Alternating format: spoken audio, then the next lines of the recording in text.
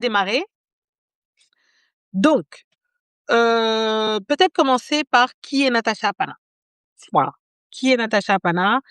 Natasha Hapana est née, le 24 mai 1973 à Mahébourg et c'est à l'île Maurice, hein. Elle est issue d'une famille, d'engagés indiens et je recommande parce qu'elle a écrit un livre là-dessus, je recommande le livre qu'elle a écrit, sur ça d'ailleurs, qui s'appelle La mémoire, délavée. C'est un récit autobiographique de son enfance qui est publié en 2023. Bonjour Awada, de Djamena. Écrivez-moi si vous voulez faire partie de la conversation. Si vous voulez que je vous rajoute dans le live, c'est possible. Je peux vous rajouter, donc si vous avez lu le livre et que vous avez envie d'échanger dessus, directement, avec grand plaisir. Mettez-moi en commentaire ce que vous pensez du livre, voilà, ce que vous avez envie, de dire du livre ou toutes les questions que vous avez sur le livre. Je tenterai d'y répondre. Donc je disais qu'elle est née en 73 à Maurice, donc elle est issue d'une famille d'engagés, indiens. Vous hésitez pas, enfin, je vous recommande fortement de lire donc La mémoire délavée, c'est le livre qu'elle a écrit, où elle raconte l'histoire de sa famille et de ce statut très particulier, des Indiens qui ont immigré, enfin immigré. Certains d'entre eux ont été, trompés, dupés, mais on le voit encore aujourd'hui, hein. C'est encore le cas, même si c'est pas formalisé comme ça, il y a quand même pas mal de gens, on le voit d'Asie du Sud-Est, qui vont à Dubaï, d'autres, qui vont dans certaines contrées où en fait on leur fait croire que là-bas il y a du travail et cetera et qu'en fait sur place c'est de la servitude, pour ne pas dire de l'esclavage, mais tout comme quoi. Voilà, donc elle raconte ça dans son livre La mémoire délavée de son enfance et donc c'est absolument fascinant, donc je recommande. Ces tirailleurs recrutés sur contrat après l'abolition de l'esclavage parce qu'il fallait remplacer les bras de l'esclavage. Hem et en fait son origine n'est pas un détail, hein, biographique, parce que ça irrigue vraiment toute son œuvre et on comprend mieux, sa relation avec la mémoire coloniale, hem, les déracinements successifs, les silences, transmis de génération en génération, donc elle lutte beaucoup contre ça. Tout ça, c'est déjà dans ses racines parce que d'ailleurs dans Mémoire délavée, à un moment donné, il explique ça, que un de ses parents, je crois qu'il me semblait que c'était sa mère, ne savait même pas en fait, lequel de ses parents finalement était venu, à l'île Maurice et cetera. C'était pas clair pour elle. Donc voilà, donc il y a plein de choses comme ça, des non-dits, qui irriguent beaucoup son travail. Donc elle s'installe en France en 1998 à 25 ans. Elle suit une formation en journalisme et en édition. Elle se tourne rapidement vers la fiction. Donc son premier roman, Les Rochers de la poudre d'or en 2003, je ne l'ai pas lu. Donc moi, vous verrez, dans mes dans mes salons littéraires, je ne parle que des livres que j'ai lus. Enfin j'essaye. Moi, c'est plus simple. Après elle fera Le Dernier Frère, prix, Fnac en 2007 et ensuite il y a Tropique de la violence. Alors, Tropique de la violence, prix Femina des lycéens, c'était en 2016. Donc moi, si vous voulez, c'est par cette porte-là que je rentre, dans l'œuvre de Natacha Hapana. Avant, je connaissais, des auteurs et autrices de l'île Maurice. Un jour, on fera tout un live sur elle, Ananda Devi, qui pour moi est une des plus grandes écrivaines africaines contemporaines. Mais je ne connaissais pas Natacha Hapana. Et donc, quand elle publie ça en 2016, j'en avais vaguement entendu parler, mais je n'avais pas lu. Et ça, c'est un premier coup de poignard, hein, vraiment. Tropique de la violence, ça parle de Mayotte, cette île française, qui est un peu, ouais, qui est pas loin de Maurice forcément. Et en fait, en lisant ça, je vois le travail journalistique qu'elle fait parce qu'effectivement, elle est allée s'installer à Mayotte et elle explique, comment, cette île, accueille tous ces jeunes qui viennent des Comores en particulier, mais pas que et que du coup, comment est-ce que, ces bandes de jeunes qui sont entre eux, en fait, c'est des jeunes livrés à eux-mêmes, en fait, hein. En réalité, parce que les parents émigrent, soit ils accouchent sur place, soit ils emmènent pour leur donner un avenir meilleur. Mais au final, c'est des enfants qui sont livrés à eux-mêmes et qui grandissent en tant qu'enfants, en fait, en réalité, en groupe d'enfants. Et et elle explique ça de façon extrêmement subtile, je trouve, en campant une fiction, parce que c'est une fiction, mais c'est absolument fantastique, ce livre-là, parce que elle est dans la nuance, elle est aussi dans, l'exploration de différents faits de société à travers, une toute petite, histoire, et elle tresse comme ça un tableau, je trouve très complet, et elle nous explique pourquoi et comment émerge cette violence, que les gens vivent et connaissent, à Mayotte. Donc je sais pas si s'il y en a en commentaire qui l'ont lu. Heu, J'espérais avoir plus de commentaires, hein, je vous cache pas, on n'est pas très nombreux, donc n'hésitez pas à me dire ce que vous en pensez. Est-ce que vous avez lu Tropique de la violence? C'est un livre absolument fantastique, et ça nous permet de comprendre vraiment, les évidemment, il y a l'emprise coloniale parce que, l'île Maurice, c'est la France, mais c'est en Afrique, c'est lié aux Comores, mais c'est différent des Comores, et cetera. Donc toute la subtilité est là-dedans. Voilà. Donc ça, c'est, Natacha Apana, Tropique de la violence, et c'est vraiment ma première introduction, dans son œuvre. Voilà. Ensuite, bah, j'ai lu tout le reste, hein, La mémoire délavée, dont je vous ai déjà parlé, et cetera. Et donc, ce qu'on peut dire donc globalement de toutes mes lectures de Natacha Apana, c'est que elle écrit, toujours depuis les marges, en fait, hein, depuis des corps qui ont été oubliés, exploités, tus, et ce nouveau roman d'ailleurs, il s'inscrit aussi dans la même veine en allant, cette fois fouiller dans sa propre histoire. Hem, donc je réagissais, hein, sur le chat par exemple. Avez-vous déjà à ce stade déjà lu un autre roman de Natacha Apana? Qu'est-ce qui vous a attiré vers celui-ci? Et je pense que c'est intéressant et important justement de comprendre ça, de se dire, de comprendre un peu la trame et le travail, littéraire et artistique. Voilà, parce que pour moi les littéraires sont des artistes, hem, de Natacha Apana. Alors, qu'est-ce qu'on a d'autre? Peut-être que ce qu'il faut dire, hein, avant de commencer, de rentrer dans le vif du sujet de ce livre-là, La nuit au cœur. Donc ce livre est publié le 21 août, 2025, donc l'année dernière, chez Gallimard, et c'est dans la collection blanche. C'est important pour ceux qui le savent. En tout cas, cette collection, en gros, voilà, on dit que c'est la collection prestigieuse de Gallimard. Ceux qui connaissent Continent Noir savent qu'il y a une collection au sein, de chez Gallimard, qui a été créée, bah, on a fait les 20 ans, il me semble, on a fêté les 20 ans d'ailleurs sur France 24. J'ai fait une émission exprès dessus, avec, le fondateur, justement de cette collection-là, qui est une collection qui s'appelle Continent Noir et qui est dédiée à la littérature africaine. Donc a priori, hem, voilà, a priori, ça devrait être, Natacha Epana faisant partie d'Île Maurice, c'est l'Afrique, aurait dû être dans cette collection-là. Mais Natacha Epana n'a jamais été publiée, sachez-le, chez Continent Noir. Donc voilà, après les écrivains, ont tous leur, trajectoire, hein. Un jour, on parlera peut-être de Léonore Amiano, elle aussi, elle a pas été publiée chez Continent Noir. Donc bon, ça veut rien dire.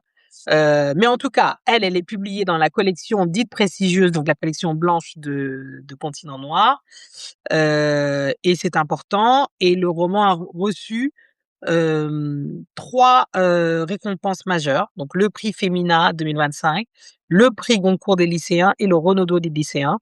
Donc ça plaît énormément aux lycéens, c'est assez important. C'est un prix très important, le prix des lycéens, parce que les lycéens, bah, ils ont une critique assez sévère, hein, de ce qu'ils lisent, hein, donc forcément, c'est important et intéressant.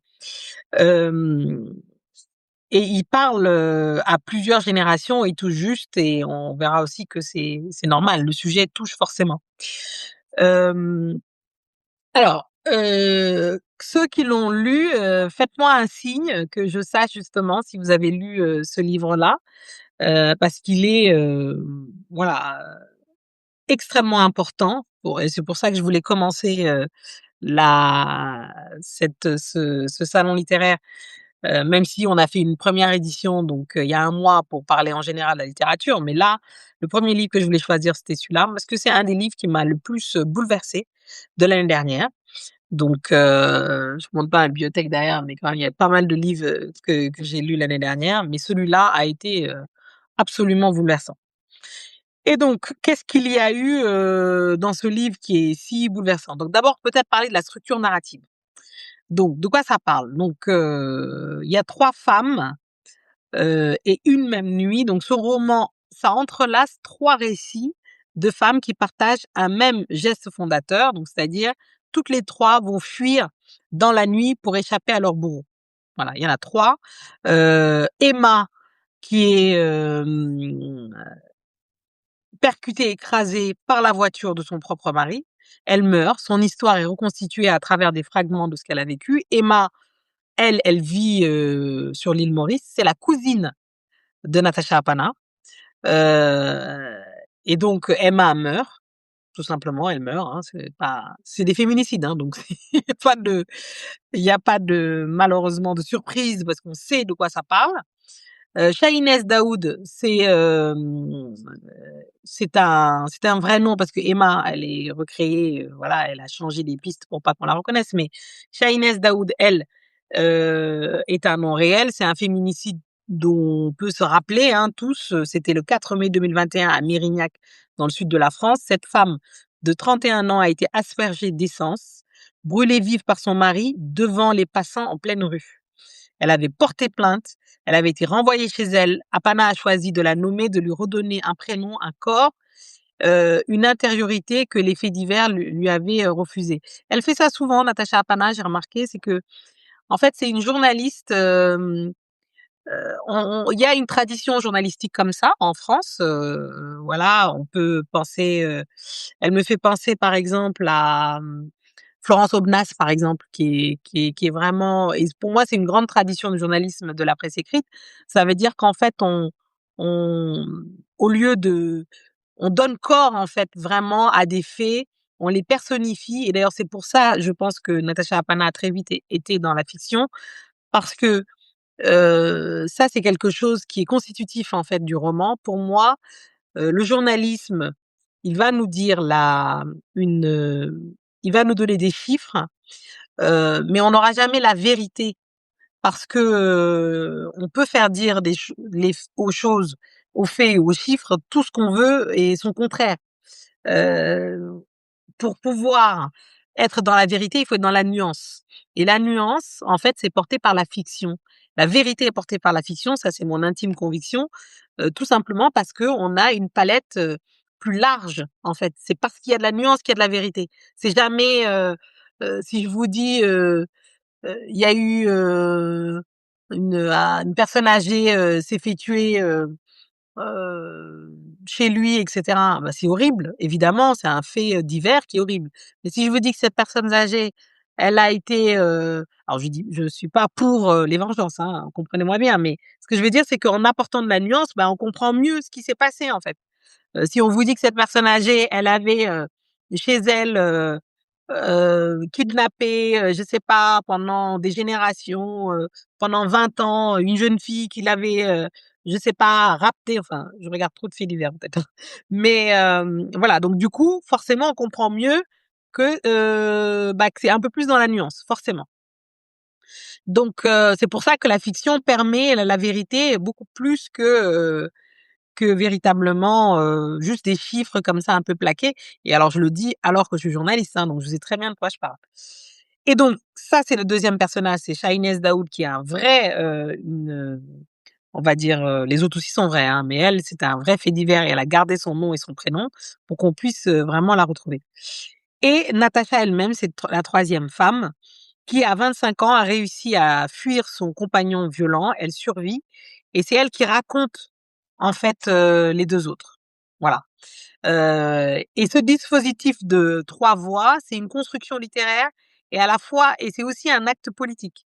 Mettre sur le même plan la morte, la brûlée et la survivante, la l'a brûlée aussi, est morte, hein, entre parenthèses, c'est dire que le destin de chacune aurait pu être celle de l'autre. C'est comme si Natacha Apana nous disait qu'elle-même aurait pu, parce qu'elle fuit aussi dans la nuit, et cetera, elle aurait pu elle-même finir comme ça. Et donc elle dit au lecteur aussi, et aux lectrices en particulier, mais elle dit au lecteur, heu, bah, si vous faites pas attention, de peu en peu, on peut finir dans des cas extrêmes comme ça. Donc c'est très, c'est très intéressant et forcément ça marque. Donc, pourquoi ce livre? Pourquoi maintenant? Donc, tout commence avec le meurtre de Shahinez Daoud en 2021. En apprenant cette nouvelle, Natacha Apana est frappée, en fait, de plein fouet. Non seulement, elle est frappée par l'horreur du crime, voilà. Bonjour Lorena, bienvenue, donc, on était en train de parler justement du en plein cœur du livre. Donc, 3 femmes, Shahinez Daoud, et quand Natacha Apana découvre ces faits-là, qui sont arrivés, ça lui rappelle sa propre histoire, en fait, hein. À 17 ans, et elle en avait jamais publiquement parlé. Donc c'est ça, en fait, c'est que il lui faut plusieurs années pour trouver, la forme juste. Elle voulait pas juste témoigner, elle voulait pas faire une enquête journalistique, elle voulait pas faire un essai, mais elle voulait faire un roman. Et parce que la littérature, dit-elle, permet de faire parler les fantômes et redonner chair et corps et voix aussi à, celles que la violence et la mort ont réduites à des statistiques. C'est ça qui s'est passé. Donc ça, c'est un verbatim que je tiens. Et en fait, c'est ça, c'est que Natacha Apana, elle se rend compte très vite que, bah, oui, Shahinez Daoud, de toute façon, personne, va l'écouter, plus personne ne peut l'écouter maintenant, mais on l'aurait pas plus écouté à l'époque. On comprend aussi qu'en creux, c'est ça que ça dit. Hem et et sa cousine, qui est morte, là-bas, bah, elle non plus, personne va l'écouter. Et en fait, elle sait qu'elle a les moyens de s'exprimer. Elle est romancière, elle est écrivaine, elle est journaliste, elle a toutes les clés, en fait, et elle a le verbe, et en plus, elle s'en est sortie. Parce que en prise de 17 à 25 ans, et c'est pour ça aussi qu'il faut le dire aux jeunes filles et aux jeunes femmes qui rentrent dans leur vie amoureuse. C'est pour ça que je dis que c'est important que les jeunes le lisent et qu'il faut le mettre entre les mains de toutes les jeunes filles, mais aussi, des jeunes hommes. Pour moi, elle est au à ce niveau-là, c'est un peu ce qu'avait fait une Annie Ernaux à l'époque, avec, avant qu'on parle de consentement, voilà, les livres qu'elle a écrits, sur ce statut de jeune fille, pour moi, étaient vraiment fondamental et fondateur. Et donc c'est très important qu'elle en parle, et qu'elle en parle aussi bien. Est-ce que Lorena, est-ce que tu veux nous rejoindre, par exemple? Je ne sais pas. Hem Je ne sais pas, donc, je vous invite à nous rejoindre, et je le redis, hein, que ceux qui veulent faire partie de cette conversation, n'hésitez pas. Ah, OK, d'accord. N'hésitez pas à nous le dire, et voilà, je vous ferai, monter dans le live sans problème, et partager le live avec moi.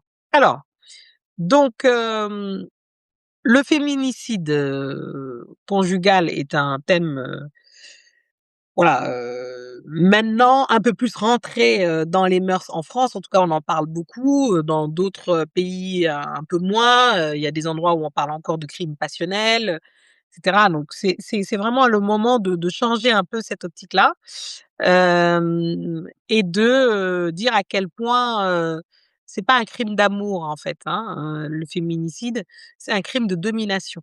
Voilà, c'est vraiment de la domination, et je parlerai après de la place des hommes, parce que ce qui est brillant avec elle aussi, c'est que le livre s'ouvre sur un dialogue fictionnel qu'elle crée entre les 3 hommes, et ça, c'est fabuleux, parce que c'est quand même fou et très osé, et c'est je pense que certains féministes lui rediront: «Mais, pourquoi est-ce que, un, tu leur donnes la parole, 2, ils commencent par eux?» Mais je pense qu'elle voulait détricoter l'idée que oui, il faut avoir un certain type de personnalité, ou être d'une certaine façon pour être, auteur de violence, ou être auteur de féminicide. Mais en fait, elle casse ça. Elle dit: «Bah, entre, le jeune homme, qui a pas les mots, qui a pas beaucoup étudié, qui est un peu frustré, entre l'autre qui est inséré socialement et celui qui était, elle, son compagnon, qui était, voilà, un poète, écrivain, journaliste reconnu et cetera à Maurice, ouais, il y a pas beaucoup de liens et pourtant, les 3 ont commis l'irréparable. Donc la violence, elle est vraiment, voilà, elle est transversale dans la société et ça nous demande aussi de nous poser des questions sur, notre rapport, les uns et les autres et aussi ça interpelle les hommes, en leur disant mais, et peut-être que c'est ça pour moi la clé, hein, c'est qu'il manque les mots et quand il manque les mots et ben, il y a des actes de violence derrière et donc il faut, pouvoir, se battre contre le mutisme et dire aux hommes, les inviter à prendre la parole, mais pas dans le sens d'occuper l'espace comme ils le font aujourd'hui déjà beaucoup, mais d'exprimer leurs émotions.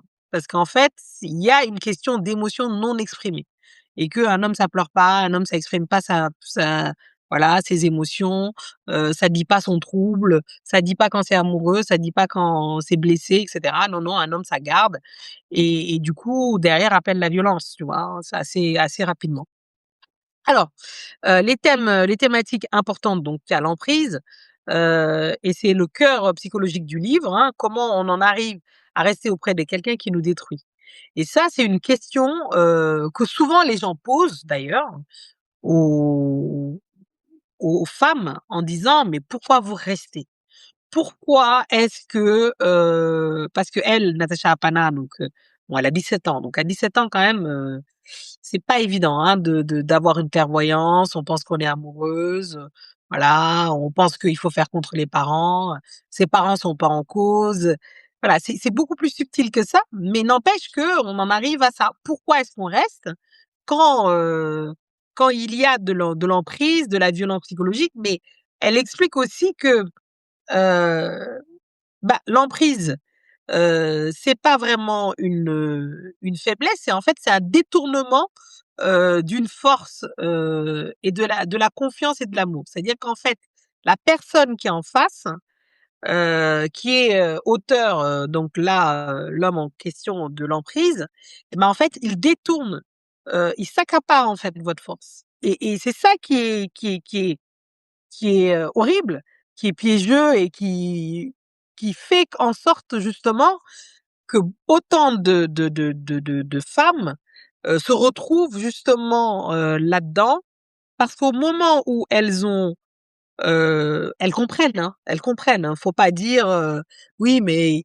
tu avais pas vu que le mec il était violent», tout ça. Non, elles ont compris, n'insultez pas non plus l'intelligence de tout le monde. La question, c'est que c'est un détournement de la force et avec, des inversions aussi de valeurs et ça aussi, c'est important d'en parler. Dire qu'il y a un moment donné, on inverse les valeurs. On va te dire, voilà, et on sape petit à petit, évidemment, la confiance en soi. Et donc, si on détourne les valeurs en disant, le mal c'est le bien, que derrière ils t'aiment pas, mais de toute façon t'es pas aimable sauf par moi, et que, on en sapant ta confiance petit à petit, de façon, mais répéter, c'est-à-dire qu'on sape ta confiance et après on te console. Donc c'est une claque, une bise tout le temps. Et ben, en fait, psychologiquement, ça détruit, en fait. Tout psychologiquement, ça détruit. Et donc les femmes ont beaucoup de mal, je dis les femmes parce que l'immense majorité, c'est les femmes, mais les hommes aussi, hein, peuvent être victimes de ça. Mais là, on va être concret, hein, ça parle quand même, beaucoup des femmes. Et c'est Natacha aborde aussi une question importante, je trouve, c'est la honte et la culpabilité des survivantes. Il y a dans le roman une vérité qui est rarement dite, hein, avec autant de précision, c'est la survivante, elle sort pas guérie, en fait. La honte, la culpabilité, le sentiment d'être salie dure parfois toute une vie et c'est ça qu'explique parce que Natacha Apana, elle a écrit ça il y a 2 ans. Cette histoire, elle en est sortie, depuis plus de elle avait 25 ans donc vous faites le compte. Ouais, ça fait plus de 25 ans qu'elle est sortie de ça et n'empêche, il reste au fond d'elle cette trace de culpabilité, la honte d'avoir, bah, d'avoir été victime et qui est quand même un sentiment qui est récurrent qui revient assez souvent chez toutes les autres femmes, c'est-à-dire que qui ont ce sentiment-là d'être des victimes et qui souffrent de ça. Comme si c'était une double peine en plus, hein, mais ça, toutes les victimes de viol, mais même, les victimes, de braquage, celles qui se font, mais aussi celles et ceux les victimes, hein, c'est ça mon féminin, mais les hommes et les femmes, hein, qui sont victimes d'une manière générale, d'une violence, d'une injustice, très souvent il y a la honte. J'aurais pas dû me laisser faire, on le voit chez les enfants, dans les écoles. Oui, je me suis fait harceler, mais j'ai laissé faire, je me suis laissé taper. Non, tu t'es pas laissé taper, tu as été tapé. On ne se fait pas violer, on a été violé, c'est pas pareil, et cetera. Donc les mots sont importants là-dessus aussi et il faut aussi, l'accepter. OK? Que les mots ont un sens.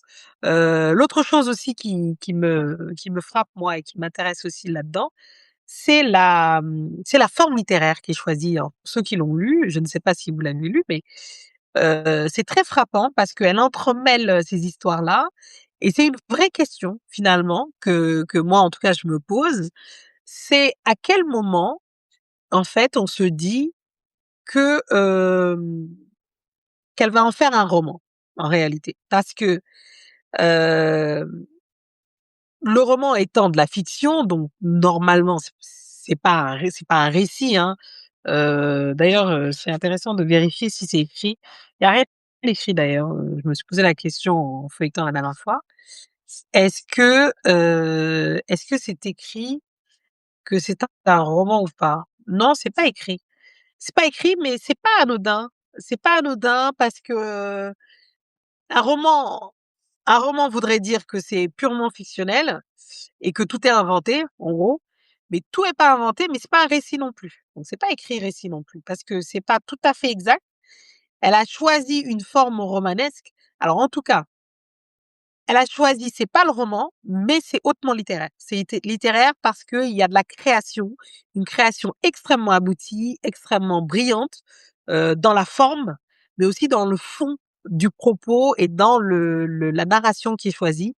C'est une des formes, pour moi les plus passionnantes et les plus brillantes, hein, parce que sa façon d'entremêler, c'est un ouvrage, c'est vraiment comme de la dentelle. Voilà, c'est de la dentelle. Heu, Elle a vraiment réussi à trouver ça, et la littérature offre, quelque chose, que les autres femmes, les autres formes, pardon, ne peuvent pas, donner, c'est l'accès à l'intériorité. C'est-à-dire qu'en fait, elle permet, de rentrer à l'intérieur de la tête de Natacha, mais aussi, de Shahinez, de comprendre un peu Emma, la cousine, de comprendre un peu, les liens, entre eux et en fait, ça nous permet de construire une empathie, beaucoup plus qu'avec les chiffres, et les rapports, si on avait fait, ou même un reportage. Voilà, ça n'aurait jamais, donné, toute cette complicité-là. Hem Donc voilà, donc à ce stade, moi, j'ai des questions pour vous, répondez si vous voulez. Hem, Pourquoi d'ailleurs, selon vous, pourquoi est-ce qu'elle a choisi ce roman, à votre avis, plutôt que le témoignage ou l'essai pour parler de ces femmes? Elle aurait pu faire un essai tout aussi fort, hein, c'est une journaliste, c'est une grande journaliste, pour justement, expliquer, tout l'enjeu, du livre. Elle aurait pu choisir ça, mais non, elle a pas choisi ça. Dites-moi en commentaire ce que vous en pensez. Est-ce que pour vous c'était une bonne idée? Ou est-ce que, hem, ou est-ce qu'elle aurait dû, rester, ou elle aurait dû plutôt aller vers le récit? Voilà. Dites-moi ce que vous en pensez. Il y a aussi une question sur l'autofiction, parce que c'est de l'autofiction. C'est la forme de roman qu'on publie le plus, hein, quand même, à Paris aujourd'hui. En tout cas, je dis Paris parce que les grandes maisons d'édition sont là, mais en France. Et je dis à dessein Paris, hein, parce que quand on sort un peu en province, bah, les livres sont un peu différents quand même, hein, malgré tout. Mais à Paris, voilà, et c'est bon, qu'est-ce que vous voulez que je vous dise? C'est à la mode. Moi, je suis pas pour ou contre l'autofiction, hein, c'est pas à moi de juger d'ailleurs, hein, les gens font comme ils veulent. Après, ouais, moi j'aime bien les choses bien travaillées, donc si c'est bien travaillé, l'autofiction, roman, peu importe, j'ai pas de problème avec ça. Hem l'emprise aussi est une vraie question, est-ce que ce livre, justement, vous a aidé à comprendre, pourquoi il est difficile de partir et de pas de juger ces femmes-là, et ça nous invite, je pense aussi à autour de nous, à être attentifs aux signes, à poser des vraies bonnes questions, à pas, parce que souvent on détourne le regard. On se dit, alors là, je veux surtout pas regarder, voilà, la femme qui est, qu'on voit qui est un peu malheureuse, qui vient avec, des bleus et cetera, ou même si c'est pas des bleus, ou qui nous pose, des questions un peu bizarres, ou qui se comporte bizarrement, ou si on voit l'homme se comporter bizarrement. Parce que encore une fois, c'est pas des clichés, hein, c'est statistique, hein, plus de 90 ce sont des hommes, hein, qui s'en prennent aux femmes. Et donc voilà, poser ce genre de questions-là, être attentif quand même, hein, à ces gestes-là. Je pense que c'est important. Il y a le langage aussi qui est important chez Natacha Pana dans ce livre, les mots sont choisis, et la alors elle, je me souviens même pas si elle utilise le terme de féminicide en particulier, mais de toute façon, c'est pas ça qui est important, parce que c'est ça dont elle parle, mais elle nomme extrêmement bien les choses, hein. Elle, aussi bien ce qui la concerne elle, je trouve que, elle y va, avec, énormément de vulnérabilité. C'est pas évident, hein, de raconter sa propre vie, et c'est pour ça que je trouve que ça en fait un livre aussi fort, je trouve. L'émotion et la distance, elle parvient, je trouve, à traiter un sujet, très douloureux, et alors elle tombe ni dans le pathos, ni dans le militantisme, trop frontal. Ça veut dire qu'en fait, elle nous invite pas à prendre des trucs, mais à prendre conscience. L'éveil des consciences, je trouve que c'est la partie la plus forte, vraiment, de ce roman-là. Voilà, c'est vraiment la partie la plus forte de ce roman. Donc voilà, c'est pour moi un livre, absolument, fantastique. Donc si ceux qui m'ont écouté n'ont pas lu le livre, c'est peut-être pour ça que vous avez pas voulu, commenter, maintenant. Mais je serais ravie de lisez-le et envoyez-moi un message pour me dire si ça vous a donné envie de le lire ou pas du tout. Mais c'est vraiment, vraiment extrêmement fort. Offrez-le aussi, si vous le pouvez, une fois l'avoir lu, ou même en même temps, hein, peu importe, mais lisez-le avec, des amis, filles ou garçons d'ailleurs, parce que c'est important d'embarquer aussi les femmes et les hommes dans cette conversation, parce que je pense que c'est un phénomène de société, donc toute la société doit pouvoir en parler. Et dites-moi ce qui restera avec vous, l'image, le mot, le passage. Moi, j'ai mon passage, hein, un de mes passages, qui me hante encore, hein, c'est pas les passages les plus «durs» entre guillemets ou gore, même s'il y en a pas trop, hein, mais c'est vraiment comment elle décrit, le tour qu'elle fait de la maison, quand elle va et qu'elle, voilà, à la maison de Chahinez, et on est avec elle, en fait. Elle nous transporte vraiment là-bas. Donc ça, pour moi, c'était absolument brillant. Voilà. Donc pour conclure, ce salon littéraire, ce deuxième salon littéraire, donc je désespère pas que le mois prochain, il y ait plus de monde qui ont envie de venir, heu, parler du livre. Et d'ailleurs, Lorena, le mois prochain, on va lire, Rachid Benzine, donc j'espère que tu seras là et que tu auras lu le livre toi-même. Voilà, donc pour en terminer, donc le mot de conclusion que je garde, ce que Natacha Apana, j'ai écrit un petit mot, donc réussit dans La nuit au cœur, c'est quelque chose de rare. Elle transforme la violence en littérature sans jamais la trahir, donc la littérature. Elle ne cherche pas à expliquer, ni à absoudre, ni même, tout à fait à accuser. Voilà, elle cherche à comprendre et à nous faire comprendre avec elle. Ces 3 femmes qui fuient dans la nuit ne sont pas des symboles, elles sont des corps, des voix, des vies, et c'est parce que la littérature nous les rend vivantes qu'elle peut encore nous toucher là où les statistiques n'arrivent plus. Voilà, donc merci à tous d'avoir été là, d'avoir partagé vos voix avec autant de générosité. Donc voilà, donc je compte sur vous pour lire le livre, le faire lire autour de vous, voilà. Hem Ah, Leïla qui nous dit: «Bien plus efficace pour comprendre». Hem, alors, Bah, justement, Leïla, est-ce que tu veux participer? Est-ce que je t'ajoute? Comme ça, on t'entend. Je peux t'ajouter, en fait. Je peux t'ajouter, je crois. Pourquoi je peux pas t'ajouter? Je pense que je peux t'ajouter physiquement. Ah, voilà, là. Regarde. Je t'ajoute. Je t'ajoute. Donc, je sais pas si tu es disponible. Donc, qui raconte l'inceste qu'elle a subi. Oui, Neige Sino, absolument. Tu as raison. Neige Sino aussi. Donc, je vous lis le commentaire de Leïla en attendant. Ah, Leïla. Ah, Ah, ça fonctionne. Bonjour Fatimata. Bonjour tout le monde. ah, super. On Euh, t'entend, on te voit, formidable. ah, bah formidable. Alors, Oui, bon oui. ben c'est super. Merci d'être là. Alors, du coup, toi aussi, tu as lu ce livre-là Oui, de Natacha Havana. Donc, tu nous disais que le choix. Bon, je vais présenter quand même un petit peu Leïla Bassène. Leïla Bassène est écrivaine elle-même. Donc, alors, ça va être. C'est notre chance hein, d'avoir une grande écrivaine à côté de nous. Une Ah, écrivaine c'est de adorable. renom international qui est aussi mon amie, mais qui est une écrivaine de renom. Donc voilà, merci beaucoup à Leïla d'être là. Donc elle a aussi lu ce livre. Et donc, est-ce que tu peux nous Je ne développer t'écoute un pas. peu ton Oui, alors procédé? moi, en fait, je trouve que j'aime beaucoup le procédé utilisé par Natacha Apana et il me fait beaucoup penser aussi au choix formel qui était celui de Neige Sino pour Triste Tigre.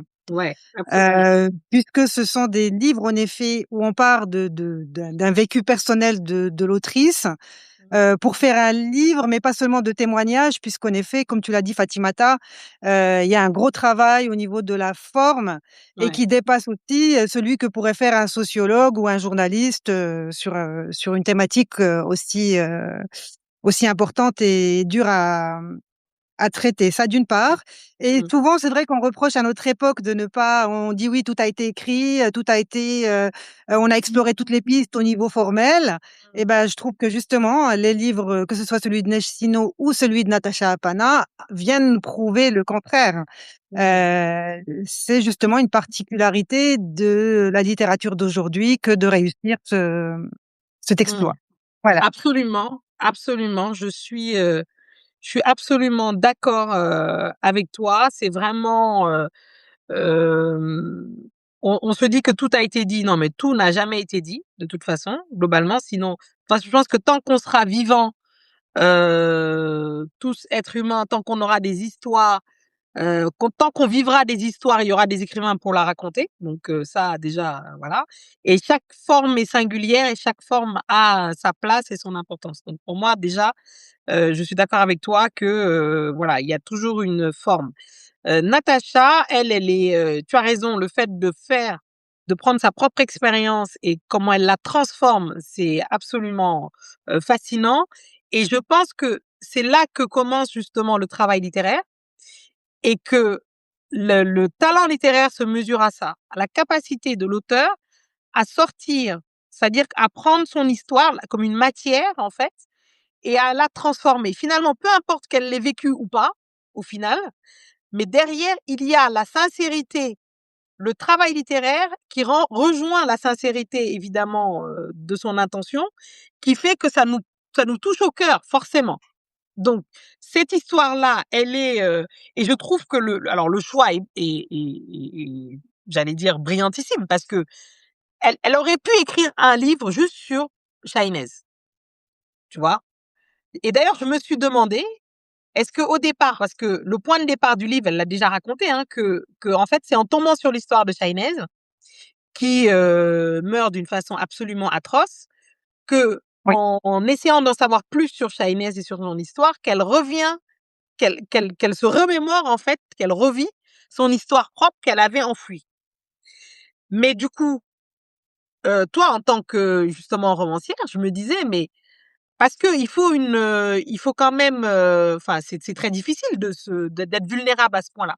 Elle aurait pu se contenter, j'allais dire «se contenter» entre des guillemets, hein, elle aurait pu écrire tout simplement sur Chahinez parce que le passage de ce Chahinez est déjà bouleversant.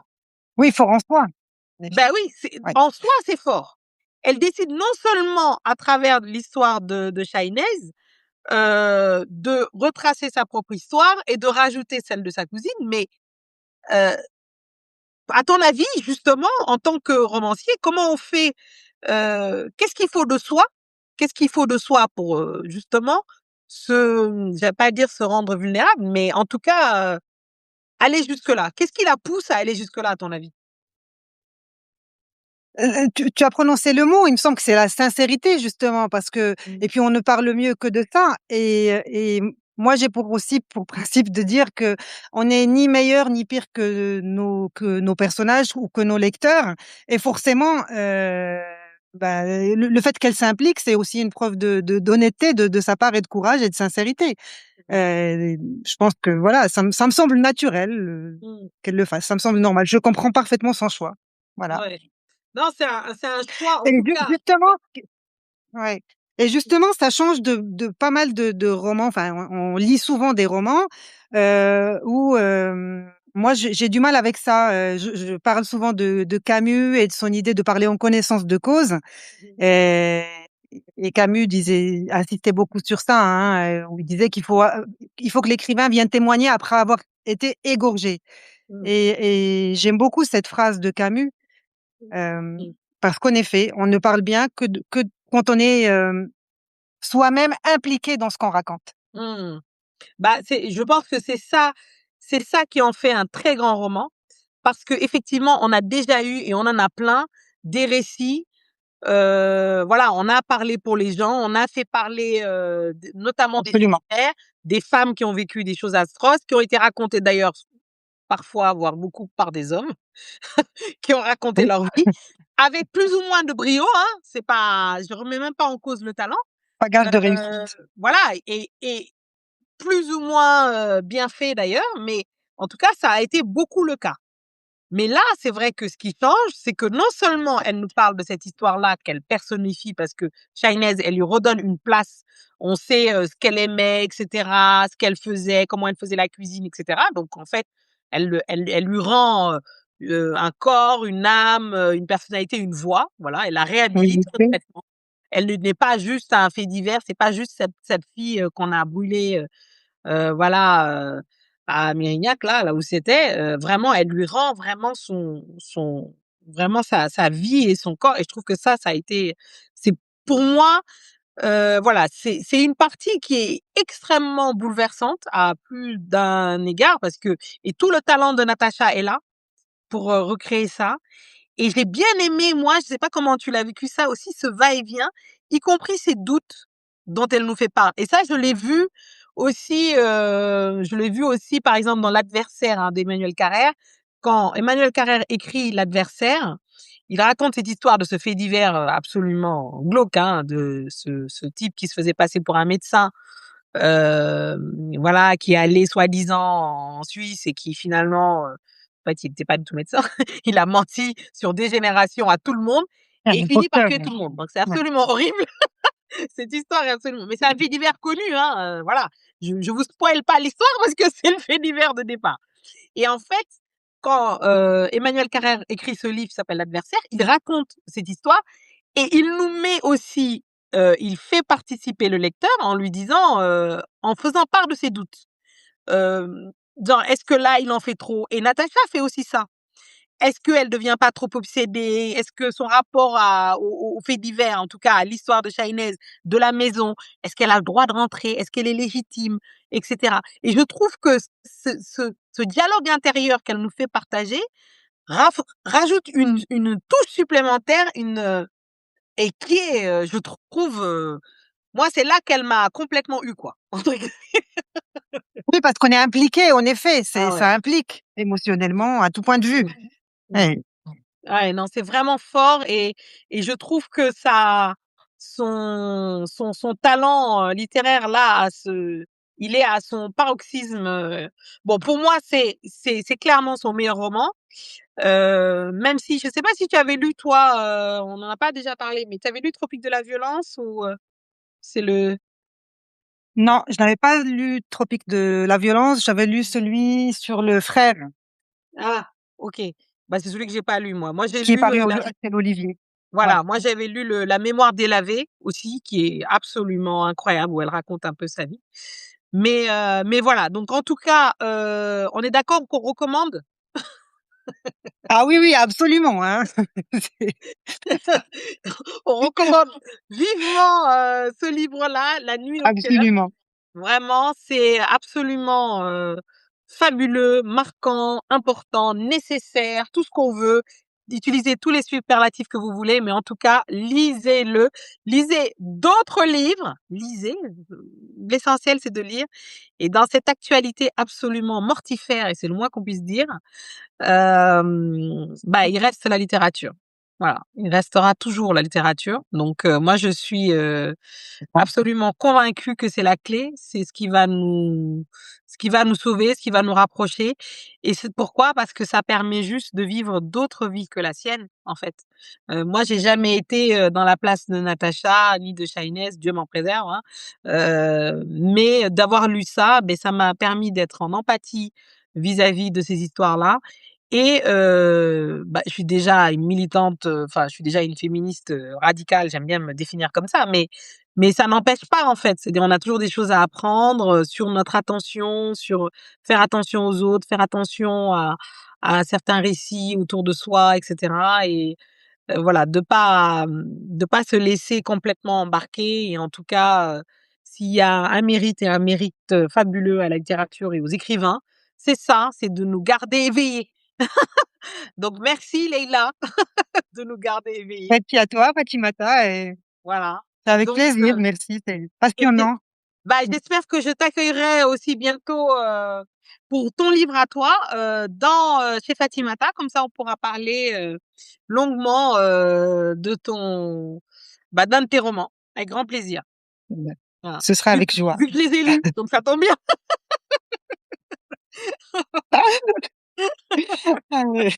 Voilà. Heu, Bon, bah, merci beaucoup. heu, Merci à ceux qui nous ont mais je pense que les gens étaient un peu intimidés, ils ont pas voulu répondre. Mais, on espère que la prochaine édition, donc, avril, donc, c'est premier dimanche, d'avril à chaque fois. Voilà, donc, on essaiera de faire ça, à 13h pour pouvoir, se parler de littérature. Voilà, donc et bah, je merci à serai là tous. aussi. Voilà. Merci beaucoup. Merci, Merci beaucoup Leila. merci. Merci à tous. Au revoir. Merci. À Merci, très au vite. revoir. Merci beaucoup. Au revoir.